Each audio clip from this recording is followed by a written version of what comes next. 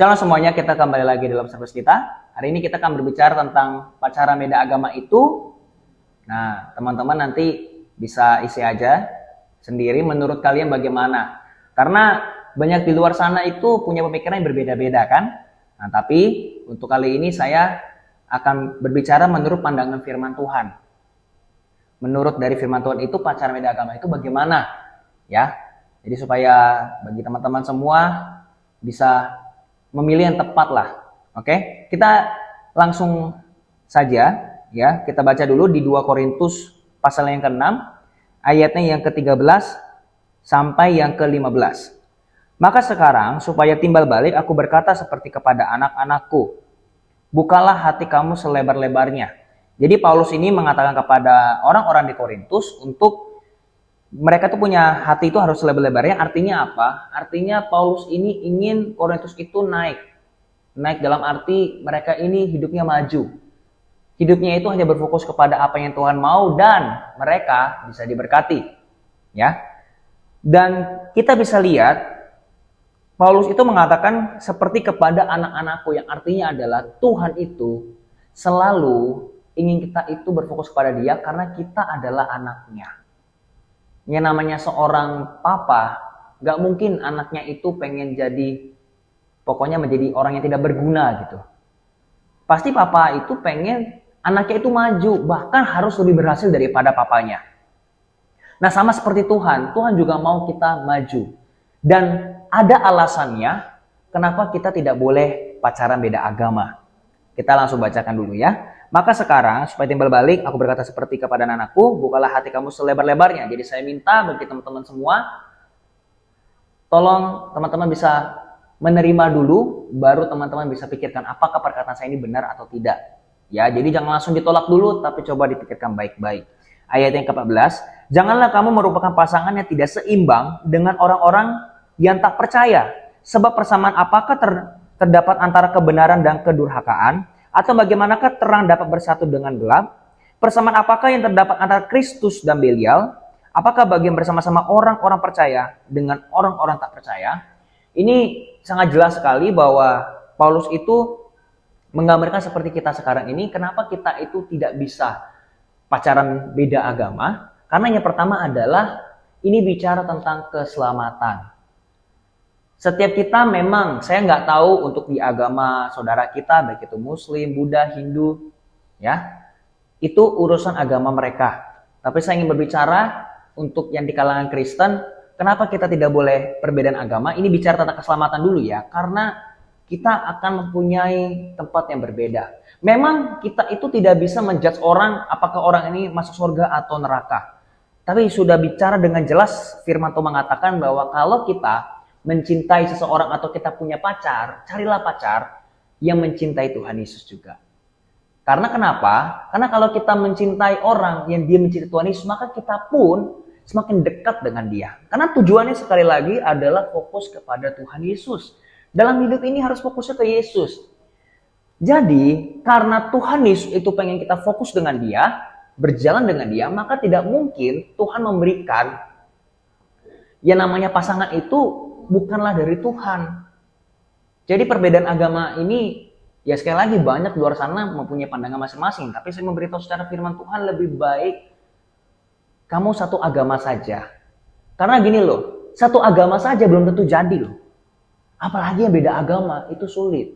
Dan secara keselamatan itu berbeda. Gitu loh. Konsep seperti kita sebagai orang Kristen itu kita masuk surga itu bukan karena perbuatan baik kita, tapi karena kasih karunia Tuhan. Tapi kenapa kita harus tetap berbuat baik? Itu sebagai tambahan kita, karena kita sebagai anak Allah. Kita sebagai anaknya Tuhan Yesus. Karena kalau kita anak Yesus, kita pasti menjadi orang yang baik. Kita pasti pengen menjadi berkat bagi orang lain. Makanya secara keselamatan ini sudah berbeda. Gitu ya. Nah, tapi untuk bicara tentang di luar dari pemikiran firman Tuhan. Maksudnya saya, kalau kita melihat secara realnya, kasihan nanti anakmu. Bayangin loh kalau misalnya kamu beda agama, anaknya nanti yang bingung. Ini dari pengalaman saya juga punya keluarga seperti itu soalnya. Salah satu anggota keluarga saya, dia beda agama, Anaknya jadi bingung. Papanya harus ikutin agamanya, mamanya juga anaknya harus ikutin agamanya. Jadi anaknya kasihan. Karena ingatlah ketika kamu menikah, itu bukan bicara tentang kalian berdua, itu juga bicara tentang anak-anakmu.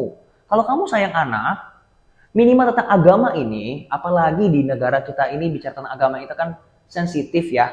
Lebih baik carilah yang seiman. Itu lebih baik. Karena yang seiman aja belum tentu jadi. Sekali lagi, yang seiman saja belum tentu jadi kamu yang sesama Kristen. Apalagi yang beda agama lebih sulit nanti ke orang tuanya. Terus juga nanti mungkin ada perbedaan kepercayaan gimana-gimana. Itu agak sulit guys. Gitu. Dan lebih dalamnya lagi ini bicara tentang keselamatan. Kalau kamu emang mencintai Tuhan Yesus. Ini saran saya ya. Saya tidak menyuruh kamu untuk langsung putus atau gimana. Tapi saran saya, lebih baik kamu yang beda agama sudahi saja. Ini saran saya ya. Saran saya. Karena nanti sulit. Nanti ujung-ujungnya. Kamu pasti bakal yang namanya menghadapi hal-hal yang lebih sulit deh. Sangat-sangat sulit. Gitu loh. Ya seperti yang saya bilang tadi. Kalau yang sesama agama saja ada kesulitan. Yang beda agama bakal lebih sulit.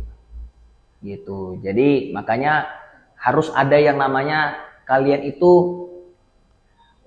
satu harus ada yang ikut aja lah. Tapi saran saya lebih baik kamu mencari yang lain aja. Toh juga kalau kamu nih, ini saya ngomong bagi kamu yang anak-anak Kristen ya, anak-anak Tuhan. Kalau kamu memang anak Tuhan, kamu nggak usah takut soal pasangan hidup. Jangan punya prinsip itu gak ada buah akar pun jadi. Jangan seperti itu. Kamu anak Allah, kamu anak raja. Tuhan pasti akan memikirkan soal pasanganmu. Jadi apalagi bagi kamu yang masih sekolah. Kalau kamu yang masih sekolah, fokuslah dalam studi kamu dulu. Kalau yang kuliah masih bolehlah, sudah bisa berpacaran. Tapi saran saya juga kalau yang mau berpacaran juga harus punya visi dulu. Karena biasanya tuh orang kalau mau cari pacar gara-gara apa sih? Paling cuma karena kesepian. Paling cuma katanya gak ada teman hidup. Ingatlah, suatu saat kamu akan menikah. Kamu akan pacaran. Justru kalau kamu sudah menikah, kamu sudah tidak bisa lagi yang namanya single. Kamu udah gak bisa lagi bermain dengan teman-temanmu seperti sekarang kamu masih sekolah. Justru kalau kamu nanti sudah menikah, kamu ingat kamu harus bayar listrik. Kalau kamu udah punya rumah, kamu juga harus mengurus anak-anakmu. Untuk waktu main itu bakal berkurang. Jadi saran saya seperti itu ya. Jadi semoga ini bisa menjawab bagi teman-teman semua. Apakah perbedaan agama itu baik atau tidak? Kalau menurut firman Tuhan, lebih baik jangan. Ya. Lebih baik jangan karena nanti repot nanti di ujungnya. Gitu. Jadi sekali lagi teman-teman yang menjawab, pacaran beda agama itu, nah silakan teman-teman yang jawab. Ya. Oke, dan juga kalau misalnya teman-teman juga ingin bertanya, ya lebih lanjut juga teman-teman nanti bisa di komen aja, nanti saya bisa balas. Dan juga teman-teman juga bisa menulis saja pacaran beda agama itu menurut kamu itu apa? Gitu. Pacaran beda agama itu kalau menurut saya tidak bisa. Jadi menurut saya pacaran beda agama itu tidak bisa. Tapi kalau bagi kamu pacaran beda agama itu silakan tulis di komentar aja. Oke, mari semua kita berdoa. Tuhan terima kasih buat hari ini. Biarlah Tuhan bagi mereka yang mungkin memang sudah punya pacar, mereka beda agama, Tuhan tolong tunjukkan jalan agar mereka juga bisa mengerti apakah maksud hamba-Mu ini. Dan Tuhan tolong bagi mereka yang mungkin sekarang ini mereka mau menikah atau mereka ingin lebih dalam lagi tapi karena beda agama inilah yang susah Tuhan. Tuhan berikan mereka hikmah supaya mereka mengerti bahwa lebih baik itu seiman saja. Hamba berdoa dalam nama Yesus supaya setiap mereka ujung-ujungnya adalah kebahagiaan mereka sendiri juga dan kemuliaan nama-Mu. Tuhan tolong mereka karena mereka adalah anak-anak-Mu yang tercinta. Terima kasih Tuhan Yesus buat hari ini dalam nama Yesus. Haleluya. Amin. Thank you semuanya and God bless you.